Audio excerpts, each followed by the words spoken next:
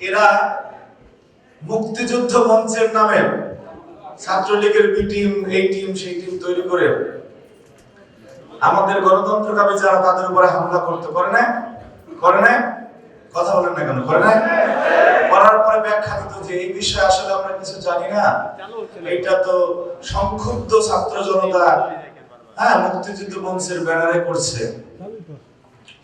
আজকে আমরা মবক্রেসি দেখি, বিভিন্ন মঞ্চ, বিভিন্ন তক্তা, বিভিন্ন ফোরাম, এগুলির নামে আমরা এগুলি বুঝি। কি হওয়ার কথা ছিল, কি হচ্ছে? ছাত্র দলের কেউ কাউকে একটা বোকা দিল না, কোনো হলে কেউ কাউকে বললো না যে তুমি এতদিন আমার সাথে এই ব্যবহার করছো, তো তুমি আজকে তো আমরা এই ধরনের শব্দচয়ন কেউ কোথাও করে না। কিন্তু সেই মবক্রেসি আমরা এখনো দেখি।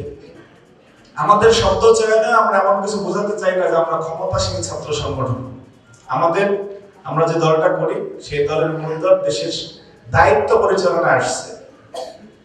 তারা মানুষের ম্যান্ডেট নিয়ে আসছে, মানুষের ম্যান্ডেট পূরণ করার চেষ্টা করবে। ক্যাম্পাসগুলিতে আপনারা যারা এতদিন ইচ্ছাকৃতভাবে মবক্রেসি তৈরি করেছেন, একটা জিনিস চিন্তা করে দেখেন, যদি আওয়ামী লীগ ক্ষমতা আসার পরে হাসিনার এই ধরনের নোংরা স্লোগান দিত, ছাত্রলীগ কি করত? আমাদের আবেগের জায়গা তারেক রহমানকে নিয়ে এত বাজে কথা বলা হয়, আমরা কিছু বলি না। আমরা মনে করি যে এরা ঘেউ ঘেউ করতে করতে এক সময় মানুষের কাছে নিকৃষ্ট পাত্র হয়ে যাবে, এরা বাসায় চলে যাবে। কিন্তু যদি বেশি ঘেউ ঘেউ করে পাগলা হয়ে যায়, সামাজিক প্রাণী হিসেবে আমাদের দায়িত্ব যে চিকিৎসা দেয়। আমরা চাই না যে আমরা নিজ হাতে কোনো চিকিৎসা ব্যবস্থা বা চিকিৎসাপত্র প্রেসক্রিপশন তৈরি করি। আপনারা নিজেরাই খুঁজে নেবেন যে কিভাবে আপনাদের সুস্থ হওয়া উচিত। বাংলাদেশে 12ই ফেব্রুয়ারির পরে মবক্রেসি কবর রচিত হয়ে গিয়েছে। সুতরাং কোন ধরনের ইন্টেনশনাল মবক্রেসি তৈরি করে কোন ক্যাম্পাসে কোন পরিস্থিতি তৈরি করতে চাইলে শিক্ষার্থীরা নিশ্চয়ই তার প্রতিরোধ করবে ইনশাআল্লাহ। এ বিষয়ে আপনাদের সবাইকে সতর্ক থাকার আহ্বান জানাচ্ছি। পাশাপাশি ছাত্রদল যে সৃজনশীল কাজ দীর্ঘদিনই আমরা করে আসছি, আজকে একটি আলাদা চ্যাপ্টার ওপেন করা হলো।